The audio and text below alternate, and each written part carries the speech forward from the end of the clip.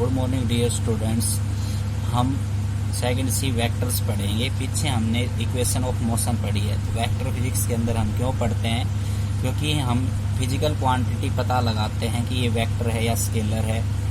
तो दूसरी बात, हम फिजिक्स के अंदर जो parallelogram law of vector addition और triangle law of vector addition और डॉट प्रोडक्ट और स्केलर प्रोडक्ट, क्रॉस प्रोडक्ट के जो फॉर्मूले पढ़े हैं वेक्टर्स के अंदर, उसकी वजह से हम फिजिक्स के काफ़ी जो प्रॉब्लम्स हैं वो आसानी से सोल्व कर सकते हैं वेक्टर एडिशन से, पैरेललोग्राम वेक्टर एडिशन से। इसलिए हम फिजिक्स के अंदर वेक्टर्स पढ़ रहे हैं। कौन सी क्वांटिटी हमारी वेक्टर क्वांटिटी है, कौन क्वांटिटी हमारी स्केलर क्वांटिटी होती है। तो ये बेसिक इंट्रोडक्शन है इस वेक्टर्स का, इसलिए हम फिजिक्स के अंदर ये पढ़ते हैं। तो आइए हम स्टार्ट करते हैं। तो पहले है स्केलर क्वांटिटी। 9th स्टैंडर्ड और 8th स्टैंडर्ड के अंदर आप पढ़ते हो दो प्रकार की जो क्वांटिटी होती हैं। एक फिजिकल स्केलर क्वांटिटी वेक्टर के हिसाब से स्केलर क्वांटिटी, और एक होती है वेक्टर क्वांटिटी। स्केलर क्वांटिटी क्या होती है? द क्वांटिटी विच है only magnitude but no direction. जो क्वांटिटी की सिर्फ क्या हो, मैग्नीट्यूड, लेकिन डायरेक्शन नहीं होती, उसको हम क्या कहते हैं? Scalar quantity. जैसे डिस्टेंस, टाइम, लेंथ, स्पीड। अब डिस्टेंस है, जैसे 1 मीटर डिस्टेंस है तो 1 मीटर उसका क्या हो गया? मैग्नीट्यूड हो गया, लेकिन उसकी डायरेक्शन का पता नहीं, ईस्ट है, वेस्ट है, या किस तरफ जा रहा है, वो किस तरफ डिस्टेंस है। तो वो क्वांटिटी स्केलर क्वांटिटी कहलाती है। एक एरिया है, उसका मैग्नीट्यूड कहलाता है। कोई भी रेक्टेंगल का एरिया, स्क्वायर का एरिया, उसका मैग्नीट्यूड कहलाता है। वेक्टर क्वांटिटी में अंतर क्या होता है कि उसमें दोनों होते हैं, मैग्नीट्यूड और एज वेल डायरेक्शन होती है। जैसे for example velocity, acceleration. The quantity which है magnitude as well as direction is called vector quantity. For example velocity, acceleration, electric field etcetera. It represented by arrow head. जहाँ पे vector quantity आपको physics में मिलेगी वहाँ पे arrow head का निशान मिलेगा। वेलोसिटी है तो वी सिंबल के ऊपर एरो हेड का निशान मिलेगा। एक्सेलरेशन ए है, उसके ऊपर एरो हेड का निशान मिलेगा। अब मैग्नीट्यूड भी है डायरेक्शन। डायरेक्शन का मतलब ये कि a man is going with an acceleration A in east direction. तो ईस्ट डायरेक्शन उसका क्या है? डायरेक्शन शो कर रहा है, ठीक। तो और ए क्या है? उसका एक्सेलरेशन है। तो ए एक्सेलरेशन के साथ जा रहा है, वो किस डायरेक्शन के अंदर जा रहा है? East direction. तो मैग्नीट्यूड भी हो गया उसका, और क्या हो गई? डायरेक्शन भी हो गई। अब कुछ वेक्टर्स, सम इम्पोर्टेंट डेफिनेशंस हैं वेक्टर्स की। जैसे फर्स्ट है polar vectors. These are those vector which have starting point. Polar vector क्या होता है? जिसका एक स्टार्टिंग पॉइंट होता है। जैसे डिस्प्लेसमेंट है। डिस्प्लेसमेंट मतलब एक पॉइंट यहाँ से उसका स्टार्ट हो रहा है। कहाँ से? डिस्प्लेसमेंट 0 से स्टार्ट है, 1 से स्टार्ट है, 2 से स्टार्ट है। कहाँ से स्टार्ट है? उसका एक स्टार्टिंग पॉइंट होता है, उसको हम क्या कहते हैं? Polar vectors. एक्सियल वेक्टर्स होता है। These are those vector which show rotatory effect. इसका मतलब क्या है? एक एक्सिस के ऊपर वो अपना रोटेशन इफेक्ट दिखाता है, उसको हम क्या कहते हैं? एक्सियल वेक्टर कहते हैं। जैसे for example angular velocity, angular acceleration. ये 5th यूनिट के अंदर रोटेशनल मोशन के अंदर हम पढ़ेंगे। 2nd यूनिट काइनेमेटिक्स जो है और वेक्टर्स हैं, ये सारे रेक्टिलिनियर मोशन के अंदर पढ़ रहे हैं हम, स्ट्रेट पाथ के अंदर पढ़ते हैं। ये सारे क्या हैं? रोटेटरी मोशन के अंदर होते हैं। कुछ इंपॉर्टेंट डेफिनेशन में है, 2 प्रकार के वेक्टर्स, मेनली पोलर वेक्टर और एक्सियल वेक्टर। और एक्सटर्नल जो वेक्टर्स की डेफिनेशंस है छोटी छोटी, वो डेफिनेशंस क्या हैं? देखो, एक होता है modulus of the vector. Modulus का मतलब कि वेक्टर का मोड। तो magnitude of the vector is called modulus of the vector. It is represented by mod A. तो मोड ए के अंदर जो वेक्टर्स रिप्रेजेंट किया जाता है या उसके मैग्नीट्यूड को रिप्रेजेंट किया जाता है, उसका मॉडुलस ऑफ द वेक्टर कहते हैं। एक होता है यूनिट वेक्टर, इंपॉर्टेंट है।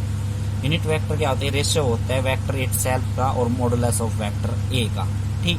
तो it is the ratio of the vector itself. तो वेक्टर इटसेल्फ कितना? ए वेक्टर कोई भी हम मान सकते हैं, and modulus of the vector. और ये क्या है? Modulus of the vector. इनका इसको ए कैप से हम रिप्रेजेंट करते हैं यूनिट वेक्टर को।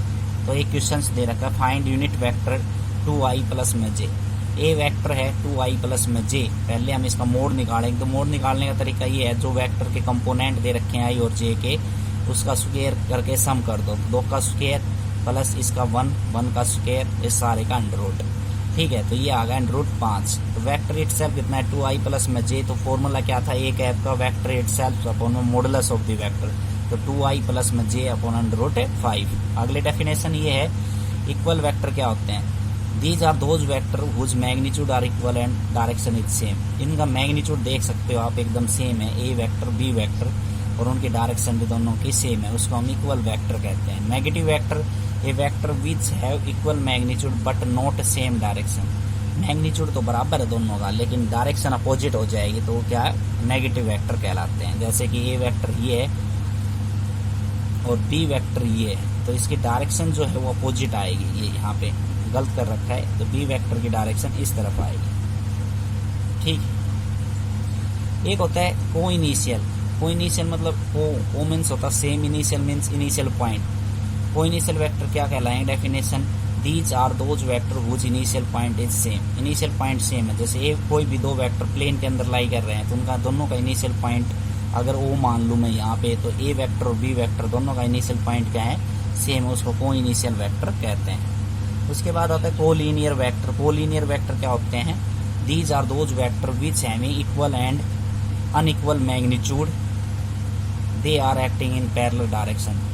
ये पैरेलल डायरेक्शन के अंदर मूव करते रहते हैं, लेकिन उनका जो मैग्नीट्यूड है बराबर भी हो जाए और बराबर ना भी रहे, उसको हम कोलिनियर वेक्टर कहते हैं। एक लाइन के अंदर ट्रेवल करते रहते हैं, लेकिन उनका जो मैग्नीट्यूड है वो बराबर भी हो सकता है और बराबर नहीं हो सकता। तो जैसे ए वेक्टर की लाइन ये है, बी वेक्टर की लाइन है, तो ये अलग अलग वेक्टर, किसी का मैग्नीट्यूड देखो बराबर भी है, किसी का छोटा है, किसी का बड़ा है। इक्वल और अनइक्वल मैग्नीट्यूड होगा, लेकिन मूव कैसे करेंगे? पैरेलल डायरेक्शन के अंदर। कोप्लेनर मतलब को मीन सेम प्लेन के अंदर लाई करे जो वेक्टर, उसको कोप्लेनर वेक्टर कहते हैं। These are those vector which have equal in magnitude, they are acting in same plane. Magnitude के अंदर तो क्या है? इक्वल, लेकिन एक ही प्लेन के अंदर लाई करते हैं, इसलिए उनको कोप्लेनर वेक्टर कहते हैं। जैसे ए vector, B vector, C vector तीनों एक प्लेन के अंदर लाई कर रहे हैं, उनका मैग्नीट्यूड सभी का क्या है? सेम, तो इसको क्या है? कोप्लेनर वेक्टर कहते हैं। अगला है localised vector. These are those vector whose initial point is fix. जिनका इनिशियल पॉइंट क्या रहता है? फिक्स रहता है, उसको लोकलाइज्ड वेक्टर या फिक्स वेक्टर कहते हैं। Non localised, these are those vector whose initial point is not fix. जिनका इनिशियल पॉइंट फिक्स नहीं होता उसको नॉन लोकलाइज्ड वेक्टर कहते हैं। तो ये वेक्टर्स की कुछ स्टार्टिंग है, बेसिक है, ये डेफिनेशन इतनी हार्ड नहीं है।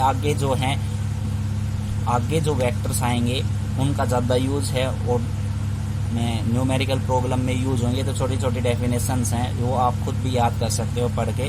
फिर भी कोई बात समझ में नहीं आती है तो मेरे से पूछ लेना पर्सनल व्हाट्सएप नंबर पे। Thank you.